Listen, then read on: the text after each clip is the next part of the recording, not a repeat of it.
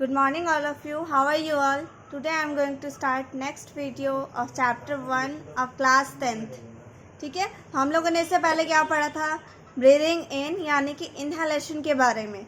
Inhalation में क्या हो रहा था? आपका चेस्ट का वॉल्यूम बढ़ जा रहा था और चेस्ट का वॉल्यूम बढ़ाने के लिए क्या हो रहा था? रिब केज का जो मसल है वो आपका कॉन्ट्रैक्ट कर रहा था. ठीक है, रिब केज का मसल क्या कर रहा था? कॉन्ट्रैक्ट कर रहा था और अपवर्ड और आउटवर्ड मूवमेंट हो रहा था. ठीक है, अपवर्ड एंड आउटवर्ड मूवमेंट. और डायाफ्राम कहाँ मूव कर रहा था? डाउनवर्ड. ठीक है, इससे क्या हो रहा था? चेस्ट का वॉल्यूम बढ़ जा रहा था और क्या हो रहा था? Air is sucked inside the lungs. Next है आपका ब्रीदिंग आउट. अब इसका जस्ट अपोजिट होगा, जैसा कि मैंने लास्ट क्लास में बताया था. तो जब यहाँ पे क्या हो रहा था?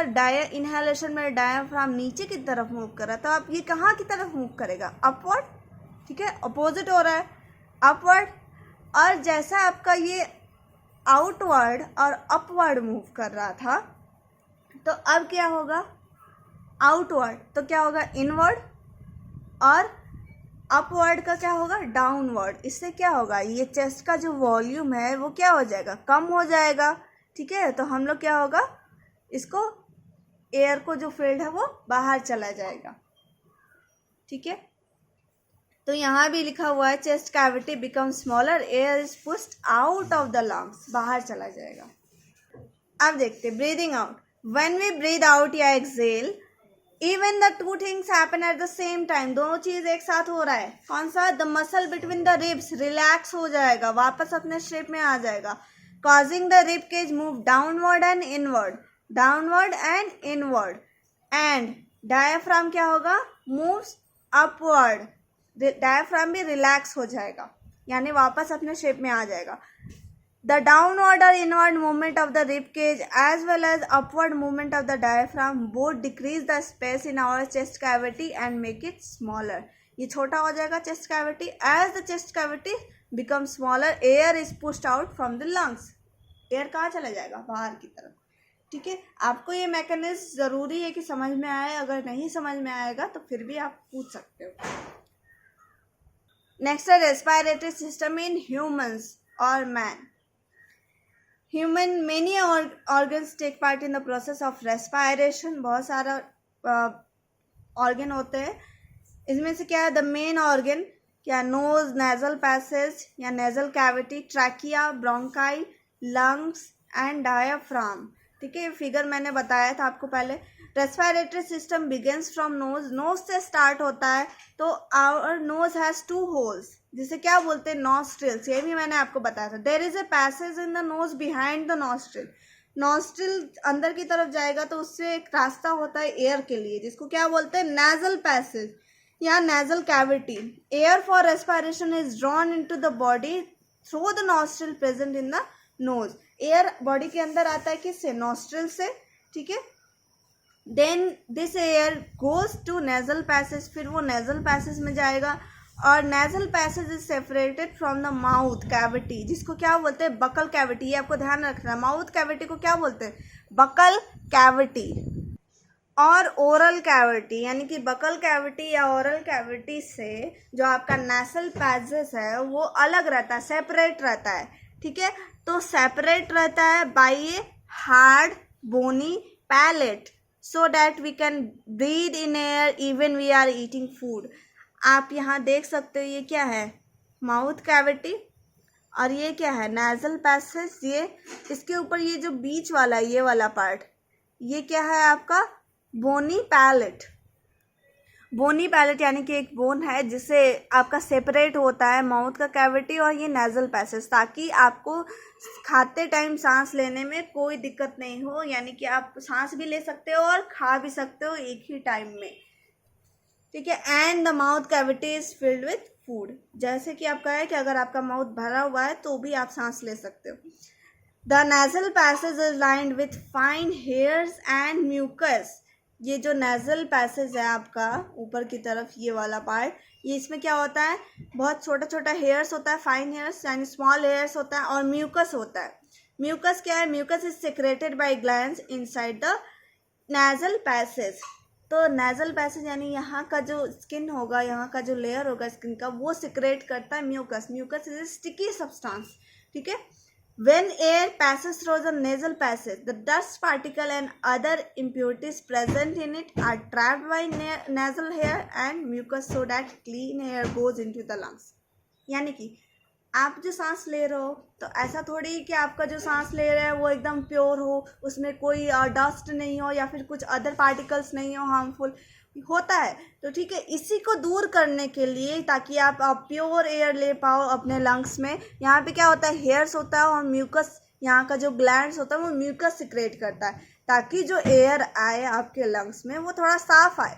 हेयर क्या करता है, ये एक टाइप का फिल्टर करने का काम करता है, छानने का काम करता है. और यहाँ पे जो म्यूकस है वो स्टिकी, अभी मैंने बोला स्टिकी होता है, तो उससे क्या होगा, डस्ट पार्टिकल सब चिपक जाता है, तो इससे क्या होगा, आपका प्योर एयर लंग्स तक जाएगा. ठीक है, यहाँ तक हो गया. The part of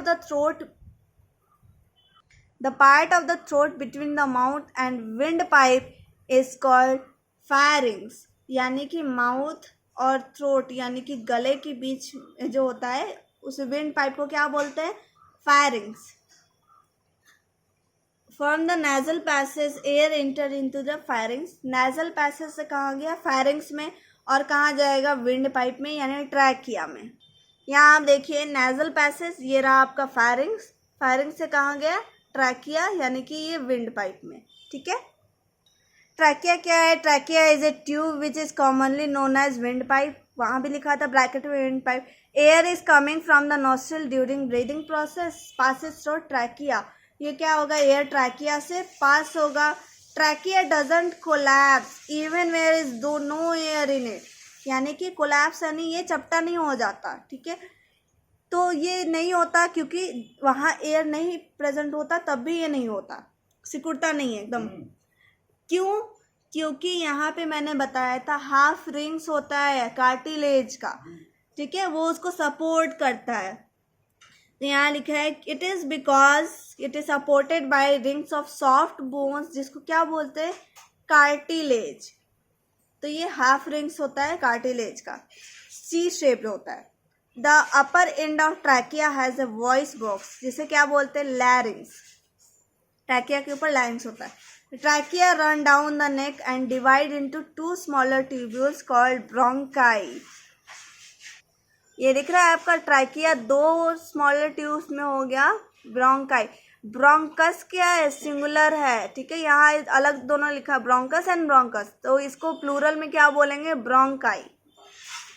at its lower and. ठीक है, तो ये हो गया द सिंगुलर ब्रोंकाई ब्रोंकस. अभी मैंने बोला the 2 bronchi are connected to the lungs. दोनों क्या है, लंग्स से कनेक्टेड है. The lungs lie in the chest cavity. Lungs कहाँ है आपका, कहाँ एग्जिस्ट कर रहा है, चेस्ट कैविटी में या थोरैसिक कैविटी में, which is separated from abdominal cavity. आपका जो लंग्स है वो एब्डोमिनल कैविटी से सेपरेट. एब्डोमिन में क्या होता है, स्टोमक आएगा आपका, स्मॉल इंटेस्टाइन आएगा, लार्ज इंटेस्टाइन आएगा, तो उस सबसे अलग है आपका लंग्स. ठीक है, क्योंकि आप जान रहे हो वो एयर टाइट में है. ठीक है, तो वो सेपरेट कौन कर रहा है, डायाफ्राम. तो सेपरेटेड बाय ये मस्कुलर. ये आपको ध्यान रखना है कि थोरैसिक कैविटी से सेपरेट हो रहा है मस्कुलर पार्टीशन, जिसको क्या बोलते हैं, diaphragm. The lungs are covered with 2 thin membranes. ये आपका ऑब्जेक्टिव में आ सकता है. ठीक है, the lungs are covered by 2 thin membranes, जिसे क्या बोलते हैं, प्लूरा. ठीक है, तो इसमें क्या होता है ना, ये फ्लूइड भरा होता है. तो फ्लूइड किस लिए, ताकि फ्रिक्शन नहीं हो. ये आपका क्या हो रहा है, लंग्स भी एक्सपैंड कर रहा है और बाद में कॉन्ट्रैक्ट कर जा रहा है, इसलिए. The lungs are enclose in a rib cage made up of bones, जिसे क्या बोलते हैं, रिब्स बोलते हैं. ठीक है, तो ये आपका रिब्स नहीं दिखाया हुआ उस ऊपर वाला डायग्राम में ताकि वो सिंपल दिखे. Each bronchus divided in the lungs to form a large number of still smaller tubes, जिसे क्या बोलते हैं, ब्रोंकियोल्स. ये जो ब्रोंकस है ये वाला पार्ट, ये क्या और भी आगे जाके ब्रांच में कन्वर्ट हो गया है, जिसे क्या बोलते हैं, ब्रोंकियोल्स. ये मैंने बताया था आपको इससे पहले वाले वीडियो में भी. द स्मॉलेस्ट ब्रोंकियोल्स क्या है, इसके पास टीनी एयर सैक्स होता है ब्रोंकियोल्स के पास. ठीक है। तो ये the pouch of air sacs at the end of the smallest bronchiole क्या बोलते हैं? Alveoli, singular alveolus. इसके अंदर कुछ नहीं है, खाली जगह। The wall of alveoli are very thin, बहुत पतला होता है, क्योंकि exchange of air, oxygen and carbon dioxide का यही होता है। ठीक है। They are surrounded by very thin blood capillaries, ये स्मॉल बॉल जैसा स्ट्रक्चर होता है जिसके चारों तरफ बहुत पतला पतला कैपिलरीज होता है। It is the alveoli that oxygen is taken into the body and carbon dioxide is eliminated, यानी कि ये एल्वियोलाई में ही होता है। ऑक्सीजन क्या होता है, पूरे बॉडी पार्ट तक ले जाया जाता है और कार्बन डाइऑक्साइड को हटाया जाता है, यानी एक्सचेंज ऑफ गैसेस कहाँ हो रहा है? एल्वियोलाई में। वही चीज यहाँ लिखा हुआ। The human lungs have been design to maximise the exchange of gases as follow. Human का लंग्स ऐसे बना हुआ है ताकि ज़्यादा से ज़्यादा गैसियस एक्सचेंज हो सके। कैसे? तो आप ये बात बताइए, अगर जितना ज़्यादा सरफेस एरिया बड़ा होगा उतना ही ज़्यादा एक्सचेंज ऑफ गैसेस होगा। ठीक है। मैंने इससे पहले ही बताया था, जैसे प्लांट्स में था, उसका सरफेस एरिया क्या था? ज़्यादा था, तो डिफ्यूज़न ही अकेला पूरा ट्रांसफ़र कर दे रहा था, नीड पूरा कर दे रहा था ऑक्सीजन का। तो यहाँ भी क्या होगा आपका, यहाँ भी आपका एल्वियोलाई क्या करेगा? बहुत सारा एल्वियोलाई प्रेजेंट होगा, यानी मिलियंस में प्रेजेंट होगा, ताकि आपका सरफेस एरिया बढ़ जाए। सरफेस एरिया बढ़ेगा तो एक्सचेंज क्या होगा? ज़्यादा होगा। तो वही है, there are millions of alveoli in the lungs, बहुत सारे एल्वियोलाई हैं। Their presence of million life provide a very large area, यानी very large surface area, exchange of gases के लिए बहुत बड़ा एरिया प्रोवाइड कर रहा है। And the availability of large surface area maximize the changes of gases. ये क्या होगा? अब सरफेस एरिया बड़ा है तो जितना बड़ा सरफेस एरिया उतना ही ज़्यादा एक्सचेंज ऑफ गैसेस, तो क्या होगा? आपका रिक्वायरमेंट पूरा हो जाएगा। For example, if all alveoli from the 2 human lungs are unfolded, human के लंग्स कितना होता है? 2। 2 ह्यूमन लंग्स, 2 ह्यूमन का लंग्स नहीं बोल रहा है, दोनों लंग्स बोल रहा है। आर अनफोल्डेड, अगर उसको खोल दिया जाए, यानी एल्वियोलाई कुछ ऐसा राउंड जैसा स्ट्रक्चर होता है, अगर इसको ओपन कर दिया जाए, सीधा कर दिया जाए, ठीक है, तो they would give an area of about 80 square metres, जो कितना बराबर होगा? टेनिस कोर्ट के बराबर हो जाएगा। तो इतना बड़ा एरिया देगा आपको। ठीक है। तो इसीलिए मैं बोल रही थी कि लार्ज सरफेस एरिया होता है एल्वियोलाई का, इतना अमाउंट में ही एल्वियोलाई होता है कि सरफेस एरिया ऑटोमेटिकली बढ़ जाता है। तो the diaphragm is a sheet of muscle below the lung, lung के नीचे होता है, ठीक है, जो सेपरेट करने का काम भी कर रहा है। It help in breathing in and breathing out, ये कॉन्ट्रैक्ट और रिलैक्स करके, यानी अपवर्ड और डाउनवर्ड मूवमेंट करके ये इनहेलेशन और एक्सहेलेशन में हेल्प करता है। The muscle of the chest also help in breathing, जो चेस्ट का मसल है वो भी क्या करता है? आउटवर्ड और अपवर्ड मूव करता है और डाउनवर्ड और इनवर्ड मूव करता है, जिससे क्या होगा? आपका ब्रीदिंग में, यानी कि इनहेलेशन में और एक्सहेलेशन में हेल्प करता है। चेस्ट के बीच का मसल, यानी रिब्स के बीच का मसल।